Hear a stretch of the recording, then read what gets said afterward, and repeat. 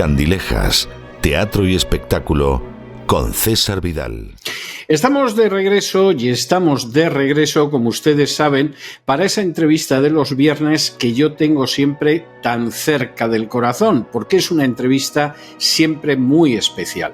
Siempre digo, porque me parece que es de justicia y es obligatorio decirlo, que acabamos el programa de lunes a jueves con gente que es de un nivel elevadísimo. Lo mismo si hablan de literatura, que de economía, que de psicología, pero los viernes siempre les traemos a gente distinta y a gente además que es muy especial.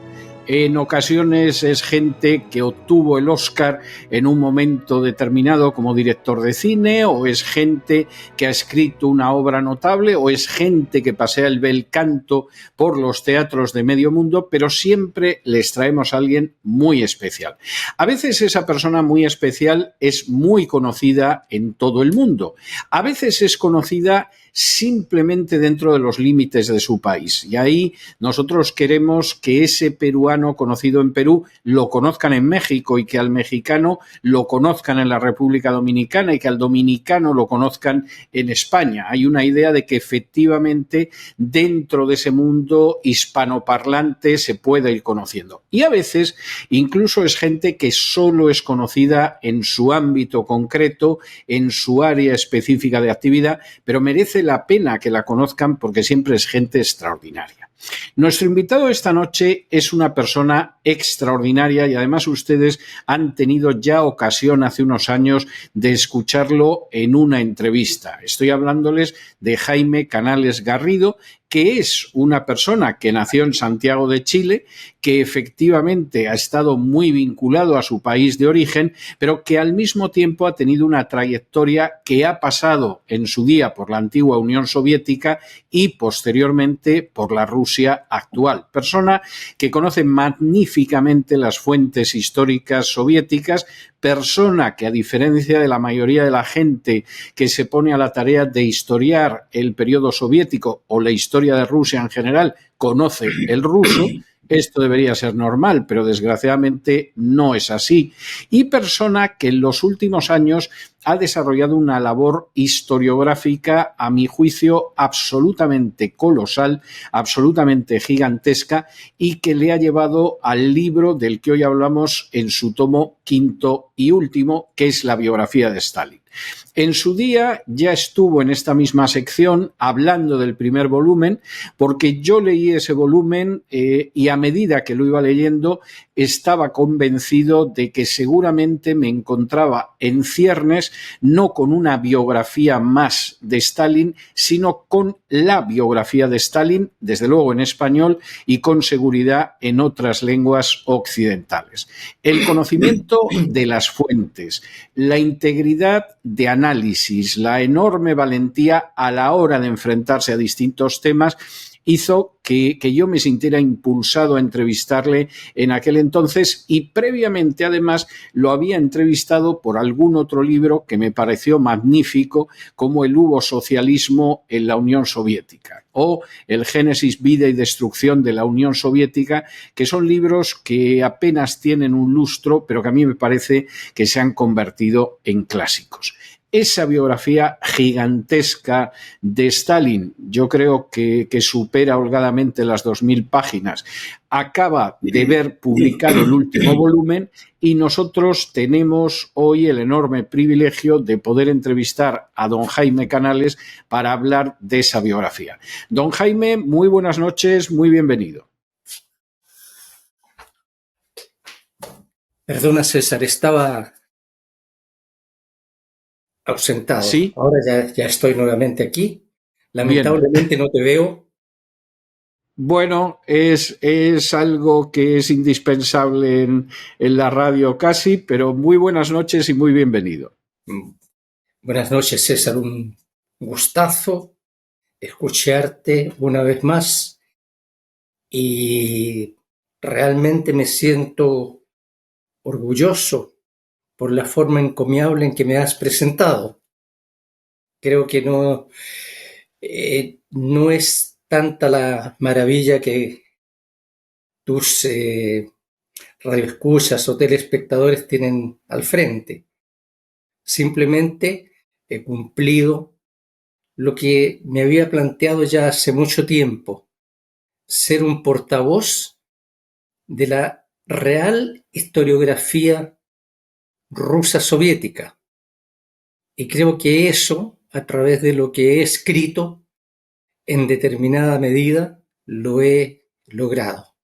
Por tanto, yo creo que las palabras de encomio deben ser dirigidas a esos historiadores soviéticos rusos que han escrito la historia real a través de un trabajo arduo y muy fundamentado sobre la Unión Soviética y sobre la figura central de esa que yo la llamo civilización, la soviética, la más humana que ha existido hasta ahora en la faz de la Tierra. Vamos a entrar con algunas cuestiones. Es imposible desgranar una biografía tan extensa, tan documentada, tan fundamentada en los minutos que le vamos a dedicar a la entrevista, pero yo quisiera centrarme en algunos aspectos concretos en los que yo creo que su obra, su biografía de Stalin, extensísima y documentadísima, corrige muchísimos de los mitos, muchísimas de las propagandas que han circulado durante décadas. Primera cuestión, y esto aparece desarrollado en uno de los últimos volúmenes, que es La Gran Guerra Patria, de cuyo final este mismo mes han transcurrido 80 años. ¿Cuál es el papel de Stalin en la Gran Guerra Patria? ¿Realmente Stalin es el culpable de ese fulgurante avance de las tropas de Hitler en junio de 1941 en la Operación Barbarroja? ¿Realmente Stalin era un personaje torpe, desconocedor, incompetente del arte militar, o por el contrario, Stalin tiene un papel notable, primero en detener a los alemanes y después en alcanzar la victoria?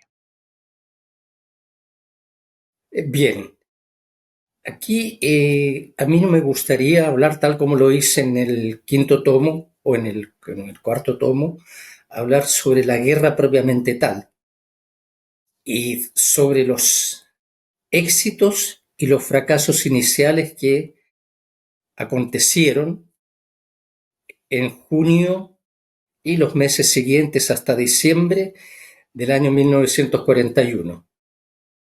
Hay que decir, porque eso se corresponde absolutamente con la verdad, que toda la responsabilidad que se le ha achacado a Stalin en los fracasos que sufrió el Ejército Rojo en los primeros meses después de la invasión alemana, tienen dos fuentes, que en el fondo es solo una, que son Zhukov, el mariscal de la victoria llamado así, y Khrushchev en su informe supuestamente secreto en el 20 Congreso del PECUS el año 1956. La verdad es que todos los problemas que enfrentó la defensa rusa ante la invasión alemana fueron provocados por el alto mando del Ejército Rojo, que precisamente no siguieron las instrucciones que Stalin había dado con antecedencia. Eso está debidamente documentado, y está tan documentado que incluso después de la guerra, Stalin, que había quedado sumamente dolido por lo que había acontecido, hizo iniciar una investigación sobre la responsabilidad y las condiciones en que se había generado esa situación de absoluto fracaso de la defensa soviética ante la Wehrmacht. Realmente el iniciador, digamos, de todo lo que se conoce como grandes fallas de Stalin fue Zhukov. Y la historia de Zhukov es muy especial. Habría que realmente hablar mucho, y yo creo que en el ámbito de esta conversación va a ser un poco difícil hacerlo, pero sí diré que todo lo que hizo Zhukov para perjudicar la figura de Stalin, no tanto porque quería perjudicarla, sino que quería evitar que la culpabilidad por los errores cometidos en el inicio fueran realmente atribuidos a él, y que realmente también era el principal responsable que hubo junto al comisario de defensa de la URSS. El segundo personaje que contribuyó a todo esto, pero que se basó fundamentalmente en todo lo que escribió Zhukov y que era poco conocido, fue Khrushchev, en su informe al Congreso, al 20 Congreso del PECOS.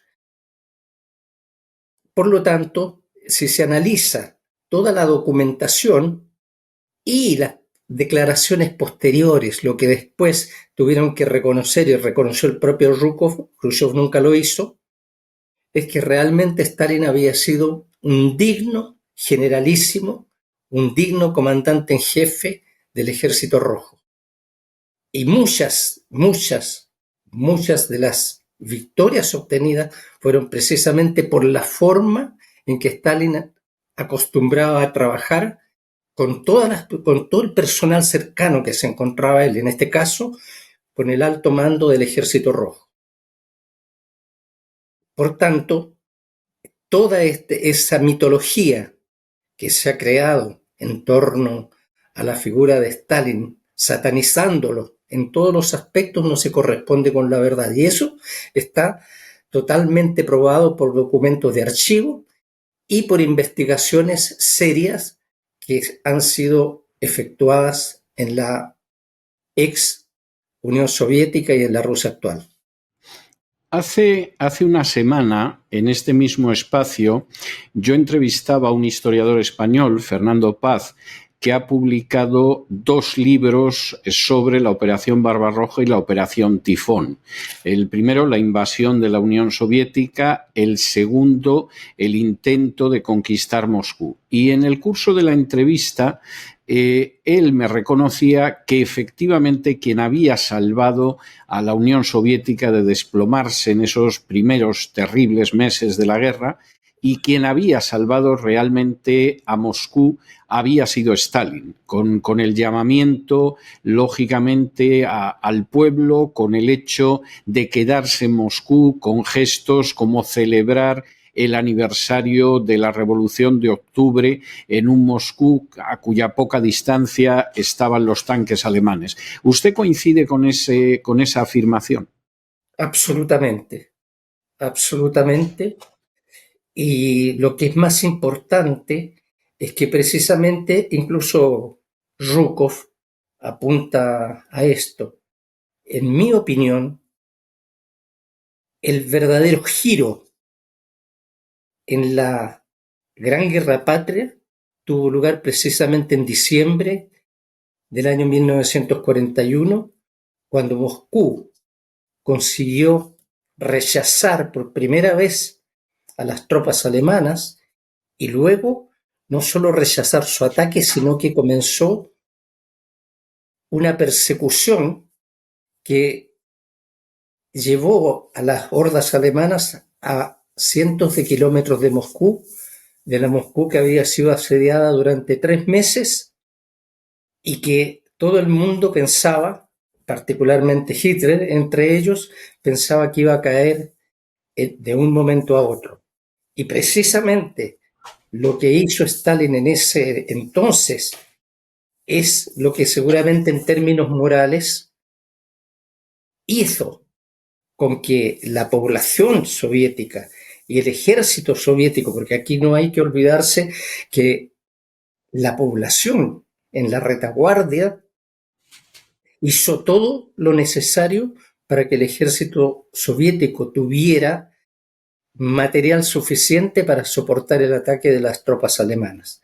Y creo que Stalin, con su presencia, con sus visitas que realizaba, a pesar de que se ha hablado mucho que nunca visitó las líneas del frente, con su apoyo a los mandos y a las a los oficiales de mediana categoría del Ejército Rojo, consiguió extraer precisamente lo que él consiguió durante toda su vida: ser apoyado por la gran masa de la población y que sintieran esa masa y los dirigentes del Ejército Rojo que tenían el total apoyo de su comandante en jefe. ¿Qué papel va a representar Stalin en lo que luego serían las grandes victorias soviéticas? Estoy pensando en un Stalingrado, en un Kursk, en una operación Bagration. ¿Cuál es el papel de Stalin? Bueno, el papel de Stalin, una vez más, hay que reiterarlo, consistió precisamente en que, como comandante en jefe de las Fuerzas Armadas Soviéticas, siempre tuvo una visión, no desconociendo además, yo no estoy en condiciones de hacerlo, pero reitero lo que han declarado y escrito grandes estrategas militares, entre ellos el propio Zhukov, de que Stalin realmente manifestó un gran conocimiento de la estrategia y de la táctica militar. Por lo tanto, muchas de las decisiones para enfrentar grandes batallas fueron elaboradas con el equipo al frente del cual estaba Stalin, que jugó un papel rector, sin duda alguna. Fueron adoptadas las medidas pertinentes para obtener esos grandes triunfos que vendrían a seguir en Kursk, en Stalingrado, y culminando con el avance sobre Berlín y la toma de Berlín el año 45.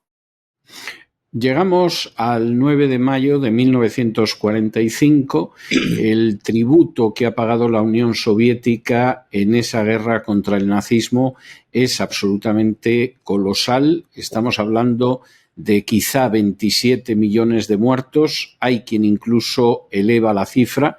Buena parte de la zona occidental de la Unión Soviética ha quedado totalmente arrasada y, eso sí, la Unión Soviética ha conseguido que el 80% de las bajas sufridas por el ejército alemán las haya ocasionado el ejército rojo. Y en este sentido, la contribución de la Unión Soviética a la victoria es absolutamente decisiva, además de muy mayoritaria.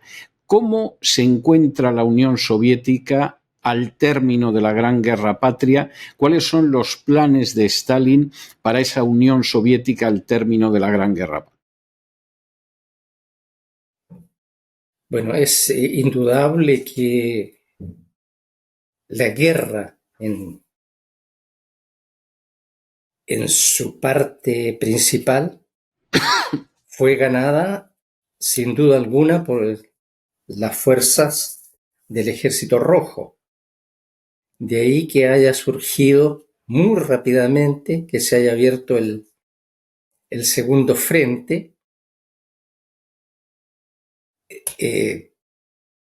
que realizaron los países occidentales, aliados en la coalición con la Unión Soviética, y que se apresuraron, yo creo, por intentar llegar a Berlín para detener un poco o parcialmente el avance de las fuerzas del Ejército Rojo. El hecho concreto es que siempre se habla del 9 de mayo. Y yo tengo una opinión no diferente. Lógicamente que estoy de acuerdo con que el 9 de mayo se firmó el 8 por un lado y luego el 9 se firmó el armisticio. Y la capitulación de las fuerzas hitlerianas. Pero para mí me ha quedado grabado en la memoria el día 30 de abril, cuando un soldado soviético se encarama a la cúpula del Reichstag y clava la bandera roja en dicha cúpula, marcando realmente un hito que consistía en que Berlín había caído absolutamente en manos del ejército rojo. La situación que existe después del término de la Segunda Guerra, digamos después del 9 de mayo, en la Unión Soviética es de una devastación terrible. Tú citaste la cifra de 27 millones, hay diversas versiones a ese respecto. Hay algunos que hablan de 26 millones, pero investigaciones del último tiempo apuntan para una cifra que se podría situar entre los 18 y 20 millones de soviéticos, de víctimas. Pero sumado a eso, es para imaginar cuál habrá sido la destrucción que las hordas alemanas llevaron a cabo en los territorios ocupados por el ejército alemán.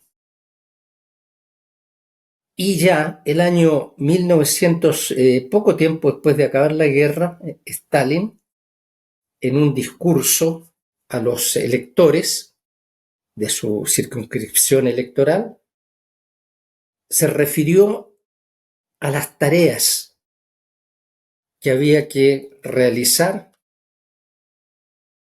para reconstruir todas las zonas devastadas del inmenso país.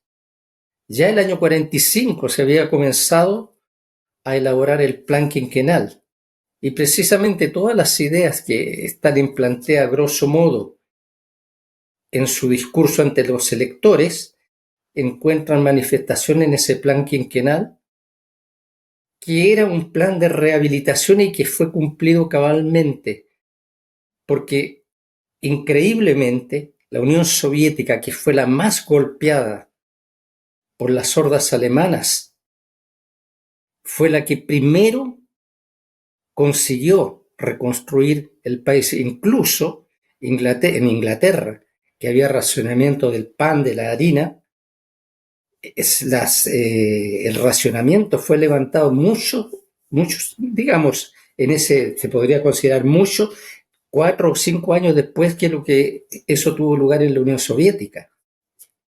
Entonces, siempre se ha hablado como corolario de ese proceso de reconstrucción del país, se ha hablado en la Unión Soviética y en la Rusia, para la gente que quiere ver con los ojos abiertos, de 2 milagros económicos. El primer milagro económico fue lo que aconteció hasta el año 1936, con la colectivización y con la industrialización de la Unión Soviética, y luego el segundo milagro económico de Stalin, o stalinista, fue el que tuvo lugar entre los años 1945-46 al año 1950.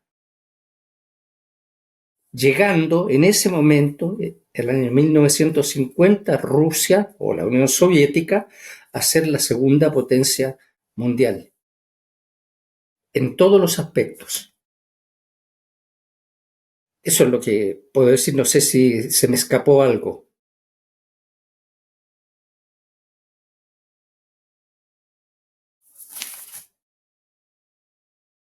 A ver. Algo ocurre. Hay un aspecto, me parece que el resumen que ha hecho usted es muy correcto, pero hay un aspecto que a mí me llamó mucho la atención cuando leí sus primeros ensayos históricos, los que hablaban de si la Unión Soviética había sido un país socialista, los que analizaban cómo se había producido el desplome de la Unión Soviética, y era la referencia a que efectivamente la Unión Soviética bajo Stalin había estado muy cerca de alcanzar el socialismo. Es decir, en vez de ser una meta proyectada hacia el futuro de una manera indefinida, casi como el fin del mundo de alguna de las religiones. Por el contrario, la Unión Soviética se había ido acercando hacia esa meta a pasos agigantados y quizá de no haber muerto Stalin lo hubiera alcanzado. ¿Por qué llegó usted a esa conclusión? Llego a esa conclusión analizando lo que fue efectivamente la edificación, por un lado, primero, de las bases del socialismo hasta el año 36 y después el desarrollo que tuvieron las fuerzas productivas y las relaciones de producción en la Unión Soviética, donde el papel fundamental, que siempre Stalin se refirió a eso, fue la creación del hombre nuevo, del hombre soviético, que es una parte, o digamos que es la palanca fundamental para que haya desarrollo o haya involución de ese desarrollo en un determinado país. Y digo que aquí hay dos cuestiones también a las que hay que prestar atención. La primera es que cuando nosotros hablamos de socialismo, nos referimos, tal como lo hizo Lenin, y tal como lo hizo Marx en determinada medida, nos referimos a la primera fase de la edificación del comunismo. Cuando yo me refiero a que Stalin había creado el socialismo, tengo en mente que ya el año 36 habían sido creadas las bases económicas y sociales del socialismo, pero hacia el año 53 el socialismo había casi alcanzado su fase, digamos, de conclusión del primer periodo de la sociedad comunista. Stalin por ahí por el año 46, 47 ya había hablado de que él pensaba que el comunismo, digamos la primera fase también del comunismo, porque en esto hay que ser bastante explícito, que el socialismo no puede ser visto como un periodo en el cual no existen muchísimas fases. Y el gran problema precisamente de la Unión, de lo que aconteció después de la muerte de Stalin, es que los malos dirigentes, y en primer lugar Khrushchev, que se hicieron del poder, no tenían una preparación teórica suficiente y comenzaron realmente a falsificar la teoría marxista, en particular sobre precisamente en qué fase se encontraba la Unión Soviética y cuáles eran la forma de seguir desarrollando lo que Stalin había creado, porque el problema que surge es que ya a partir del 19 Congreso, en el año 52, cuando se fija el ulterior desarrollo, las bases, las directrices para el ulterior desarrollo de la Unión Soviética, todo eso, después de la muerte de Stalin, es dejado de lado prácticamente por la, ya vamos a llamar troika, de dirigentes que se hicieron con el poder después del asesinato de Stalin. Yo hablo siempre y insisto en todo lo que he escrito, insisto en que si Stalin no hubiese muerto, si le hubiesen dejado vivir por lo menos unos 3 años más, se habría llegado a ese punto, porque había varios procesos que estaban en curso cuando Stalin fue asesinado. Y uno de los procesos que iba a culminar seguramente con la limpieza de la cúpula del PECUS fue precisamente el que condicionó el asesinato de Stalin y su muerte prematura, porque Stalin no estaba dispuesto a morir en ese momento no tenía ningún deseo, ni tampoco había ninguna causa real como para pensar que moriría de manera tan inusitada.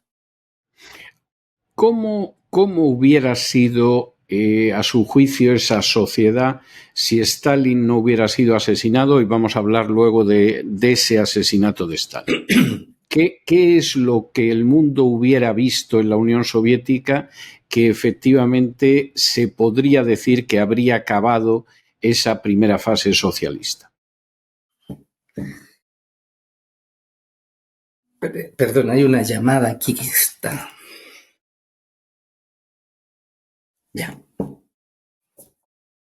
A ver, yo creo que la Unión Soviética hacia el año 53, tal como funcionaba con la economía, en la situación en que se encontraba floreciente,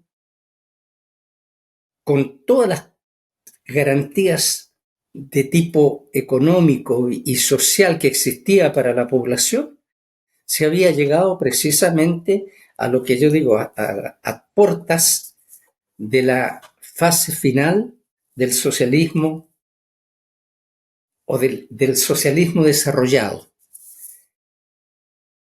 Lo que aconteció es que después hubo un retroceso.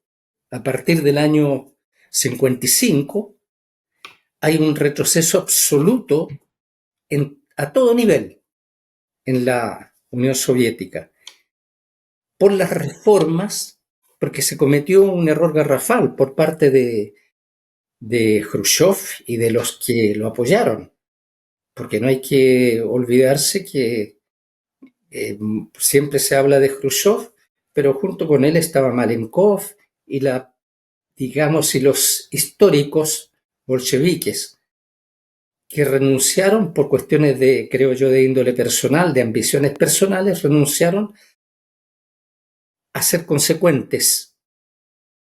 Me refiero a Molotov, a Kaganovich, a Andreev. A mí, de Mikoyan no hay que hablar porque fue uno de los traidores paradigmáticos. ¿Por qué? Perdón, yo hablo de la situación en que se encontraba la Unión Soviética y digo que el socialismo habría sido perfeccionado si Stalin no hubiese muerto. Es precisamente porque la situación, ya digo, en términos materiales, económica de la propia Unión Soviética como potencia económica y militar, había alcanzado un punto en que realmente se podría haber afirmado que estábamos a puertas del inicio de la construcción del comunismo. Todas las garantías que tenía la población, medicina gratis, educación gratis, la creación de toda la base de la sociedad, comenzando por los niños, de los pioneros, llamados pioneros, y luego de la juventud del Komsomol, estaba dirigida precisamente y tenían el convencimiento de que la única vía para llegar a una sociedad de plena igualdad era la vía que había elegido el partido bolchevique a partir de los años 30. Es increíble, pero quiero decir, yo cuando viví en la Unión Soviética, es interesante. ¿Por qué lo digo? Porque fue un momento muy particular para mí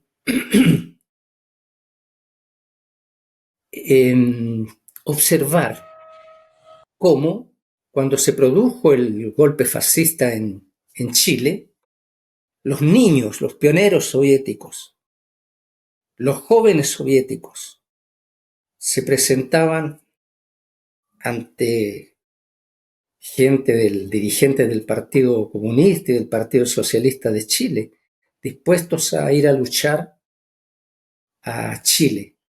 Había que responderles que, bueno, que era mejor que terminaran de estudiar y que tal vez ahí se vería qué se podía hacer. Pero esto muestra, con todas las imperfecciones, con la política que había socavado precisamente la creación del hombre nuevo en la Unión Soviética, todavía en los años 70 estaban vivos los principios que habían sido creados durante el periodo en que Stalin se encontró al frente del partido y del gobierno soviético.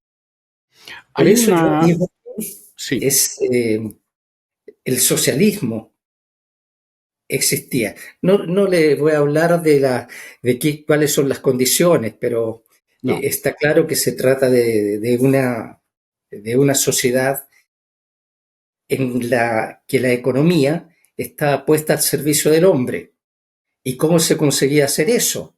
Bueno, yo en mis libros es bastante amplio lo que habría que hablar, pero lo diré en 2 o 3 palabras. Había una planificación de la economía absolutamente centralizada. Todos los recursos económicos, y digamos, incluyo todos los recursos naturales de la Unión Soviética, estaban en ese momento, por condicionalismos históricos, en manos del Estado.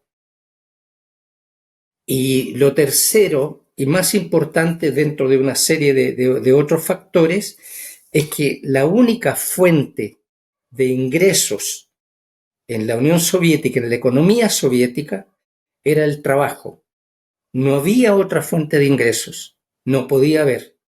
Por lo tanto, no se podía crear propiedad privada, porque la propiedad privada surge precisamente cuando los ingresos no es precisamente, los ingresos de la población no es precisamente el trabajo.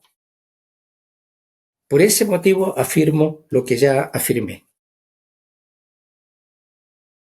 Hay una cuestión que a mí me parece muy interesante. Yo tengo que decir que estamos apenas haciendo un vuelo de pájaros sobre una obra inmensa, exacto, documentadísima, extensísima. O sea, aquí nos estamos parando en algún punto de la superficie del océano, nada más. Ni lejanamente estamos abordando todos los temas. Pero hay una cuestión, yo creo que los enfoques de esta magna biografía de Stalin, en términos generales, son enfoques muy acertados en cuanto a las conclusiones.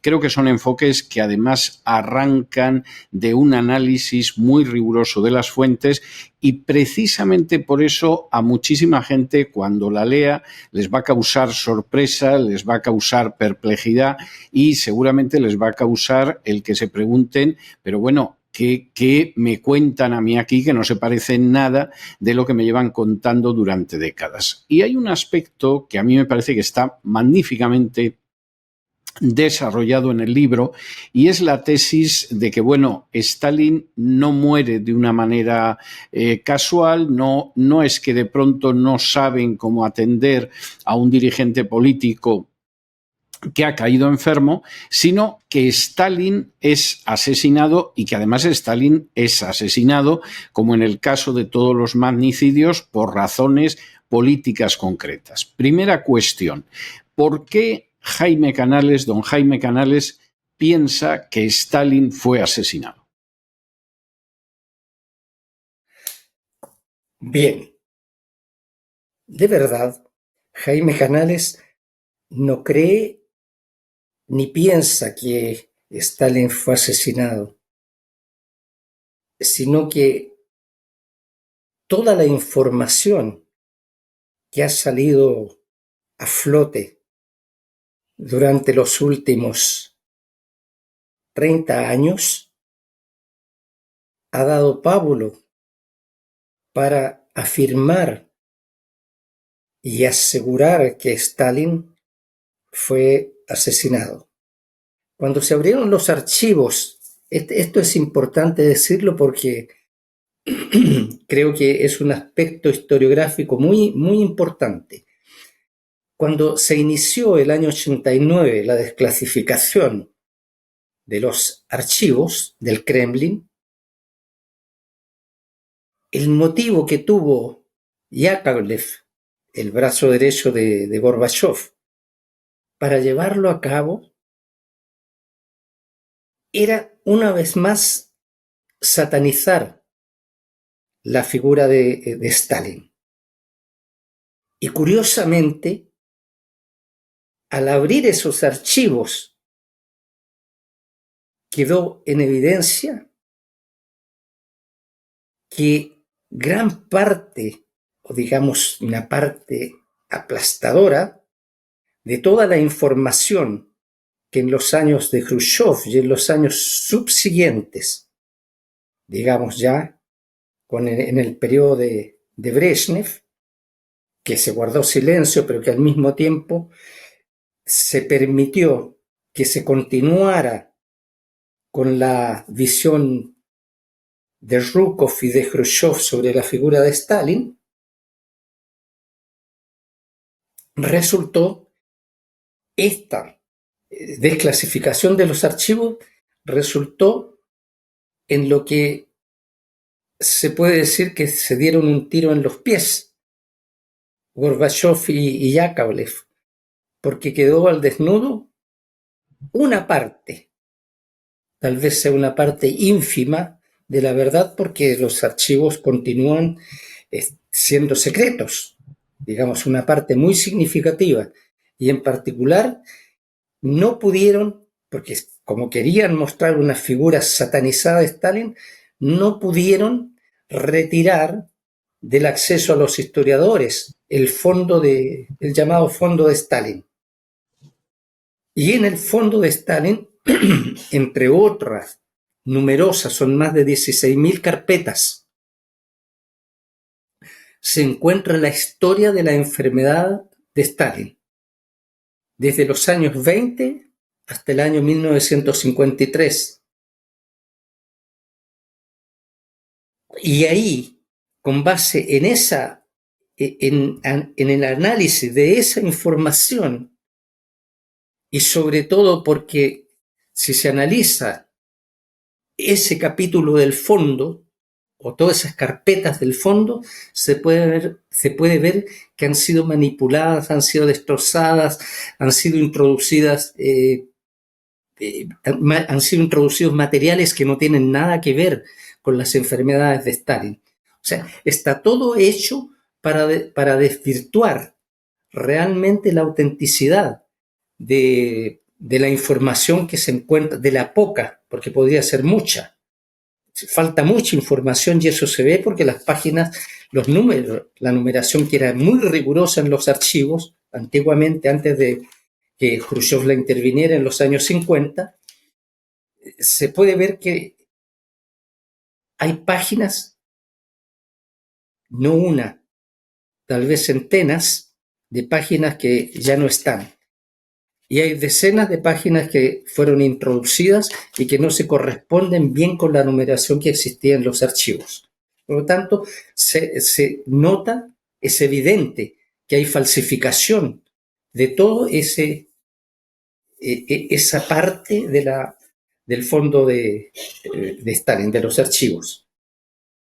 Se llega, si se analiza lo que ocurrió, cómo fue tratado en sus últimos días de vida Stalin, entre el día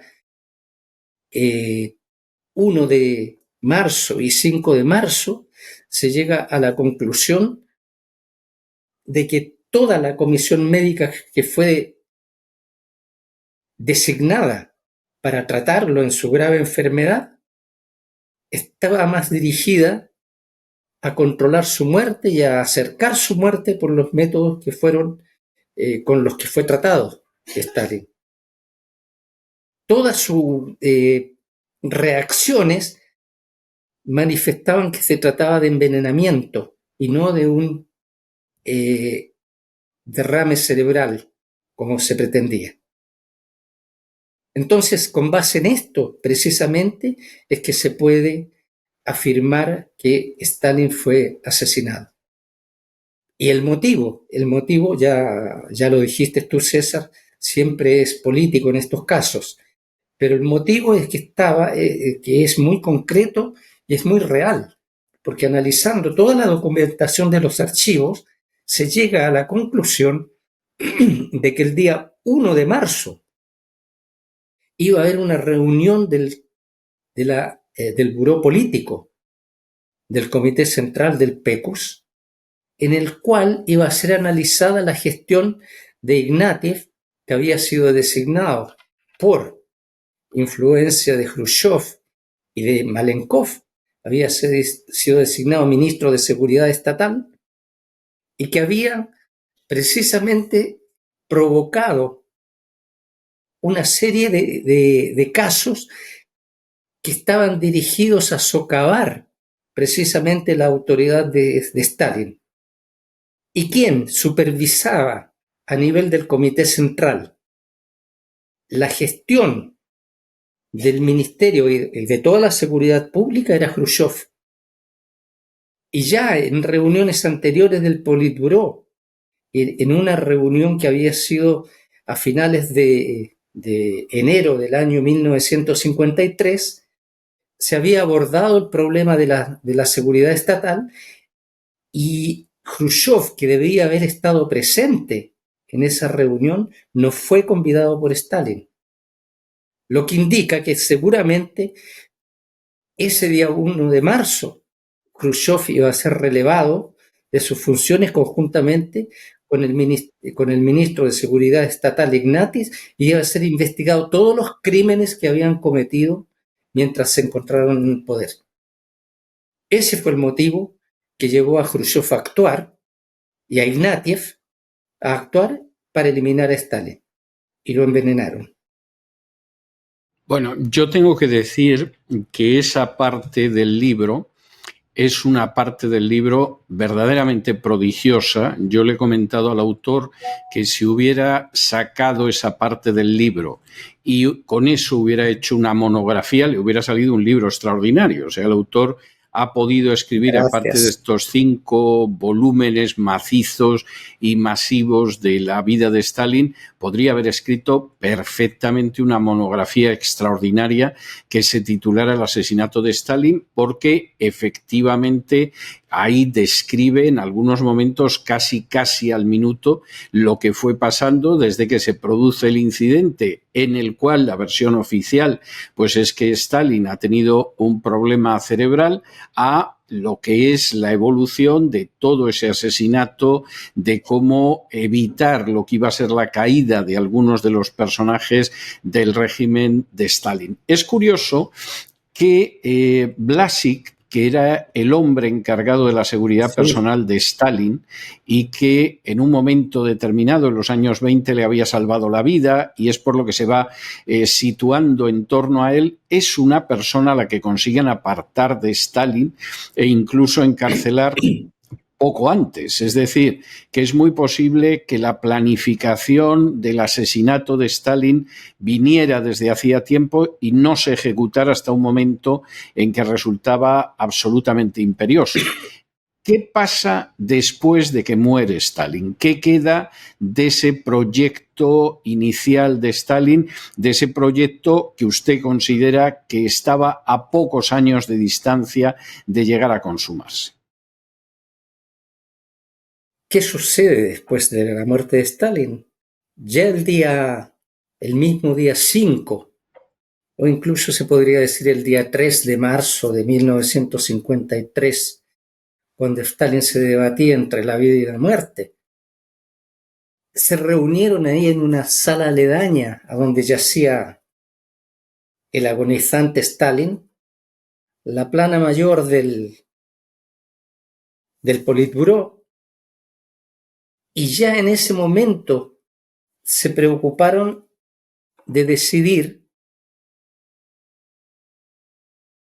cómo el poder de Stalin iba a ser repartido entre los miembros del Politburó, lo que muestra que lo que interesaba fundamentalmente a esta gente no era tanto el destino de la Unión Soviética, sino su propio destino. Siempre uno hace digresiones y en las digresiones, eso, don César Vidal lo conoce muy bien, haciendo digresiones, uno a veces no vuelve al meollo central de lo que Sí, estaba sí, abordando. sí. Pero hay que retroceder un poco cuando se habla de todo esto, de lo que sucedió, hay que retroceder necesariamente hacia el año 1946, cuando después de la guerra comienza una lucha abierta por el poder en el seno del Politburó, del Comité Central del Partido Comunista de la Unión Soviética. Y es una lucha que se da entre dos bandos. Uno, los llamados leningradenses o Grupo de Leningrado, y el otro, inicialmente por una dupla, constituida por Malenkov y Beria, a la que posteriormente, por razones casi ignotas, se sumaría Khrushchev.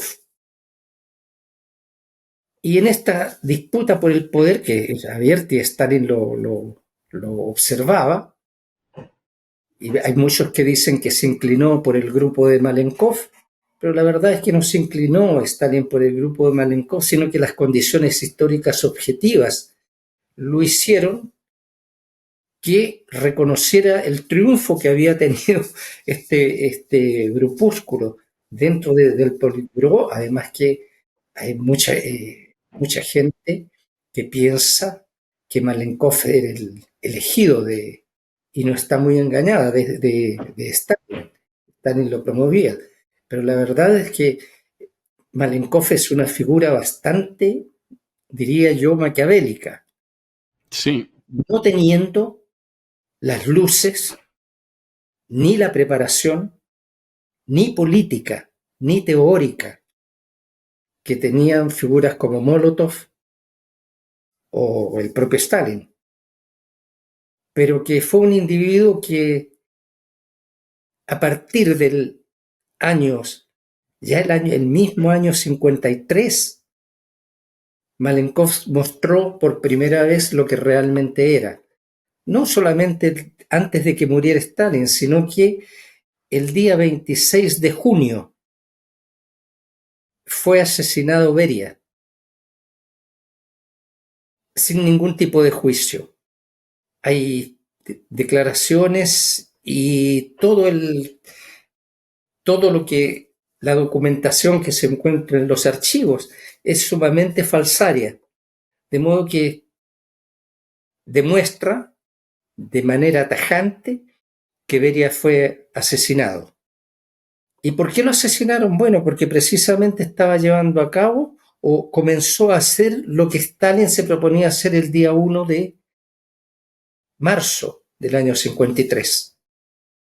Esto es, descubrir la manera criminal en que había sido dirigida la seguridad estatal a partir del momento en que Malenkov y Khrushchev pusieron a Ignatiev en el puesto de ministro de Seguridad Estatal. El es día decir, 28 en última instancia, la caída de Beria tiene que ver con el hecho de que hubiera seguido la línea de Stalin. en el sentido en el puesto que él estaba, porque se unió en ese momento el Ministerio de Seguridad Estatal con el Ministerio de Asuntos Internos, por supuesto que Beria estaba siguiendo los preceptos de Stalin.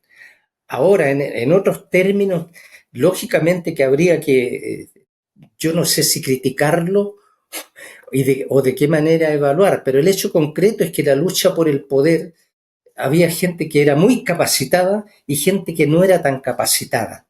Y no hay duda ninguna de que el individuo más capacitado como estadista, como político y como administrador, entre toda la plana mayor del Politburó, era Beria. Y por eso es que Malenkov se unió a Khrushchev para eliminar a Beria, porque era un enemigo. Se sabe que las relaciones de Beria con Malenkov habían sido de una amistad muy profunda. Y sin embargo, Malenkov lo traicionó precisamente en el periodo entre el 3 de marzo de 1953 y el mes de junio de 1953, o sea, en un periodo de 3 meses se gestó la traición y Beria fue eliminado. El día 28 de junio se llevó a cabo un pleno del Comité Central del Partido Comunista de la Unión Soviética para precisamente condenar a Beria. Pero Beria ya había sido eliminado, por eso lo atacan de una manera despiadada. Los documentos que finalmente fueron dados a conocer después del año 2000 muestran las intervenciones que hubo en ese, y que yo creo que las cito en mi libro, las intervenciones de cada uno de los jerarcas del Politburó. Pero el que primero inicia, el que hizo ahí digamos, de director de la orquesta, es Malenkov. Y es la primera vez que se formula un ataque, yo diría no muy disimulado, contra la figura de Stalin y la forma en que había sido llevada a cabo la gestión del propio partido. Conociendo concretamente las condiciones en que había estado la Unión Soviética a partir de los años 38-39, simplemente era una traición abierta la que estaba cometiendo Malenkov en relación con la figura de Stalin, porque los congresos del partido no se habían podido realizar debido a la situación concreta en que se había desarrollado la Unión Soviética en esos años, en que estaba luchando contra el reloj, por un lado para evitar la agresión fascista y por otro lado para crear las condiciones para poder soportar el ataque que era ineluctable de parte de Hitler y del fascismo alemán. Coadyuvado, lógicamente, por los gobiernos reaccionarios de Francia y de Inglaterra. Con el beneplácito, obviamente, de los Estados Unidos, que observaba. Hay una cuestión que a mí me parece importante, tenemos que detenernos en ella forzosamente, y es la de si en algún momento, después del asesinato de Stalin, existió la posibilidad de revertir la situación que creó Khrushchev, que creó Ignatiev. ¿Realmente esto se hubiera podido, por ejemplo, revertir cuando Brezhnev llega al poder, o el aparato, la nomenclatura ya estaba tan separada, tan distanciada, tan desapegada de la visión de Stalin, que realmente después de su asesinato eso era un camino que ya resultaba irreversible? Analizando toda la documentación a la que tuve acceso, y que en realidad son toneladas de información, yo particularmente llegué a la conclusión que sí se podría haber revertido la situación que había creado Khrushchev. Y muchos con esperanza, el año 64, creyeron fehacientemente que Brezhnev y Kosygin y Podgorny en ese momento irían a hacer algo que condujera a volver a la edificación real del socialismo. En ese momento no se conocían, lógicamente, los documentos de los archivos, pero cuando uno analiza cómo estos jerarcas que habían sucedido a Khrushchev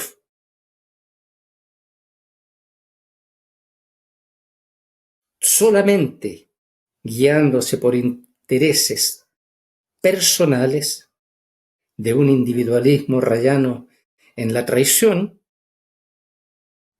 quedaba claro que nadie iba a tomar ninguna medida para regresar a la senda del socialismo, porque en realidad lo que existió, si se analiza lo que creó Khrushchev y lo que profundizó Kosygin a partir de los años del año 65, es simplemente un vuelco todavía más profundo en la dirección de desmontar realmente la economía soviética, la economía centralmente planificada, donde no existía la ganancia, etcétera, etcétera, etcétera, y donde no existía, o sea, existía lo que mal se llamaba el cálculo económico. En otras palabras, eso se trata de la autonomía financiera de las empresas,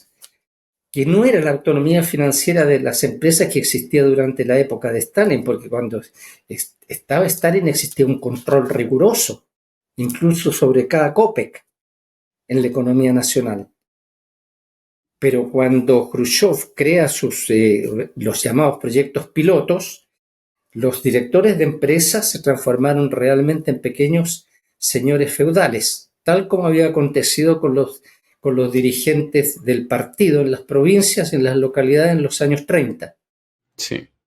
Por tanto, es lógico que imagine, solo voy a recordar un asunto que pasé por alto. Stalin, el año 52, en el 19 Congreso, o un poco antes, había hecho eliminar los llamados sobres azules que se le entregaba a cada uno de los miembros del Comité Central del partido, y que consistía en una suma de dinero que era a veces hasta 8 veces la del salario que recibían estos miembros del Comité Central. Sí, eran bonus. Esto lo eliminó. Eran Stalin murió y al mes siguiente Khrushchev, junto con Malenkov, hizo nuevamente rehabilitar, entre comillas, esa medida. Y se comenzó a practicar nuevamente esa perniciosa práctica. Por cierto que Brezhnev no iba a echar atrás esa medida, porque los que lo seguían apoyando eran los mismos de siempre, los mismos que había dejado Khrushchev. Y ellos en particular habían sido los que habían apoyado a Khrushchev a dar sus 2 golpes de Estado. Porque Brezhnev ya el año 53 era secretario en el Comité Central. Y junto a otros, Suslov era miembro del Politburó. Entonces toda esta gente no pasan de ser unos traidores. ¿Podían haber tomado medidas de carácter socialista? Sí, podían. Si tenían el pleno poder en sus manos, pero no lo hicieron. Es más, comenzaron también a continuar con las aberraciones de carácter teórico y político que había cometido Khrushchev, profundizando en el fondo con un tipo de abulia, porque si se dejaba seguir andando el carro y el coche iba a terminar desbocándose. El hecho concreto es que no lo hicieron. Y por supuesto que la llegada de Gorbachev al poder es consecuencia precisamente de eso, de que ya en el seno del partido, del Comité Central del Partido Comunista y en el Politburó ya no había marxistas convencidos. Había simuladores. Eso es lo que puedo decir. Hace algunas décadas yo estaba hablando con un antiguo coronel del KGB y entonces en un momento determinado yo le pregunté, le dije, bueno, en ningún momento pensaron que se podía desplomar la Unión Soviética, nunca les sorprendió el desplome de la Unión Soviética, nunca lo pensaron. Y entonces este antiguo coronel del KGB me dijo, no, esa era una posibilidad y de hecho nosotros teníamos la mejor información de la Unión Soviética y elaborábamos informes y los enviábamos hacia arriba para que se corrigieran las situaciones que se estaban dando, porque eran situaciones potencialmente muy peligrosas. Y en ese momento yo le pregunté, ¿y qué pasaba con esos informes que elaboraban y que enviaban hacia arriba? Y este antiguo coronel me dijo literalmente, los putos viejos no los leían. Y a continuación me explicó que el gran problema es que buena parte de esa nomenclatura ya se conformaba con seguir adelante, con mantener una serie de privilegios y había perdido totalmente de vista lo que había sido la formación, las razones, el desarrollo histórico de la Unión Soviética. Pero no olvidaré jamás esa conversación, porque recuerdo que se desarrolló en esos términos y con esas palabras literales. La última frase de este antiguo coronel fue: los putos viejos no los leían. Y a continuación me dijo, era gente que ya no estaba interesada ni en el pueblo, ni en el sistema, ni en el avance del socialismo, simplemente se limitaban a mantener sus privilegios y aquello obviamente, pues en un momento o en otro se iba a desplomar. Exacto, muy bien dicho, porque don César debe imaginar también que durante mi vida tuve mucho contacto con personeros altamente colocados, no solamente en el partido, sino que también en las Fuerzas Armadas. Tuve ese privilegio y gente posteriormente, sobre todo, que había estado en los organismos de seguridad de la Unión Soviética. Y a tal punto que recuerdo esto ya en conversaciones con un general del KGB, que en un momento determinado me dijo abiertamente, no, esto es toda una política de laboratorio, elaborada en laboratorios, lo que se está haciendo en la Unión Soviética, para precisamente destruirla, porque los intereses individuales de los dirigentes son muy superiores a sus supuestos principios políticos. Y realmente fue así. Pero así no es. hay que olvidar que todo esto fue un proceso, porque mucha gente dice, pero ¿cómo se desplomó? Cayó la Unión Soviética. Sí, pero no fue de la noche a la mañana. Fue destruida. Es un proceso que duró más que la construcción del propio socialismo. Es paradójico, pero es así. Es así. Sí, es ciertamente así, le guste a quien le guste y le disguste a quien le disguste, porque a lo mejor su relato sobre la historia de la Unión Soviética entonces ya no se sostiene y hace aguas y naufraga. Esa es la realidad de la situación, no cabe duda. Bueno, nosotros estaríamos hablando horas y horas de estas cuestiones. Además, don Jaime las conoce muy bien, conoce magníficamente las fuentes. Claro, la entrevista en algún momento tiene que concluir, pero antes de que concluya, yo quiero insistir para la gente que está viendo esta entrevista en el hecho de que no pasen por alto estos 5 volúmenes de esta biografía de Stalin. Es la biografía, créanme, en estos momentos. Quizá a la vuelta de 10, 15, 20, 25 años y a medida que se vayan abriendo ciertos archivos, pues la biografía pase a ser una biografía escrita por otro historiador. Pero a día de hoy, y yo tengo la sensación de que durante mucho tiempo, la biografía de don Jaime Canales va a ser la biografía. Y es imposible, además, eludir el enorme logro historiográfico que significan estos 5 volúmenes para cualquiera que quiera conocer la Unión Soviética, para cualquiera que quiera conocer el periodo de Stalin e incluso para aquellos que pretendan comprender lo que pasó en el post-stalinismo. Don Jaime, nosotros hemos llegado al final. Sí,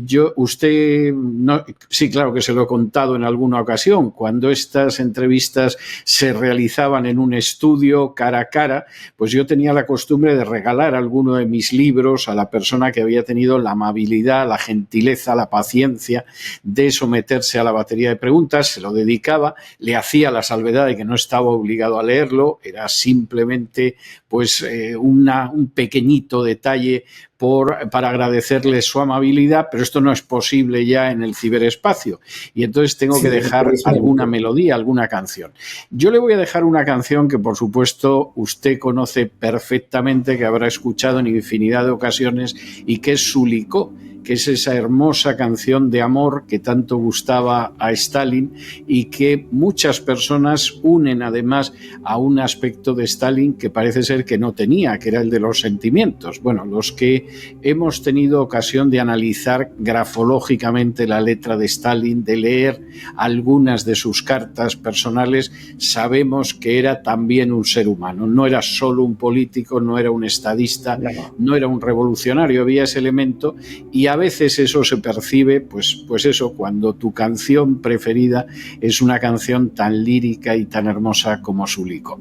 Muchísimas gracias por todo, don Jaime, y espero que en algún momento, a pesar de que esto ha sido una obra titánica, nos va a regalar usted algún nuevo libro en el futuro y vamos a poder seguir profundizando en este periodo de la historia. Muchísimas gracias por todo, un abrazo muy fuerte y hasta la próxima vez que nos encontremos. Un abrazo fuerte, gracias y otra vez gracias. Y nuevamente repito que ha sido para mí no solo un placer, sino que un honor estar conversando con usted.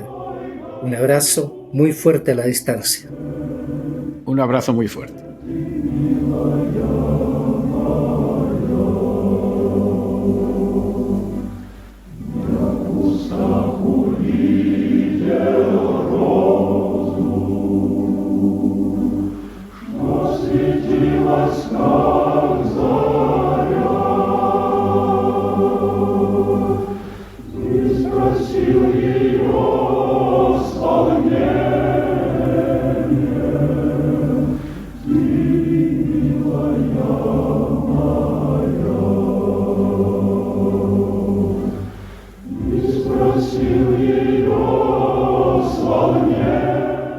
Y con estos compases románticos, exquisitos, líricos de la canción Sulikó, hemos llegado nosotros al final de nuestra singladura de hoy del programa La Voz.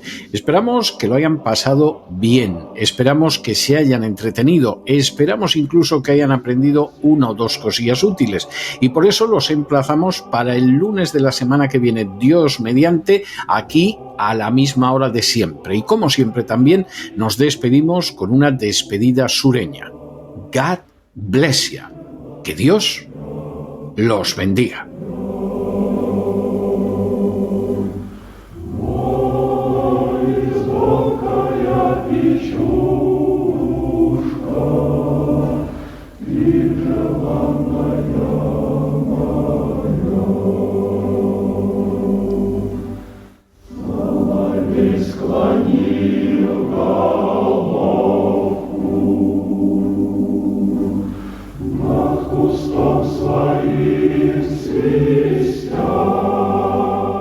El programa La Voz es una producción de Artorius Incorporated y al amparo del derecho a la libertad de expresión.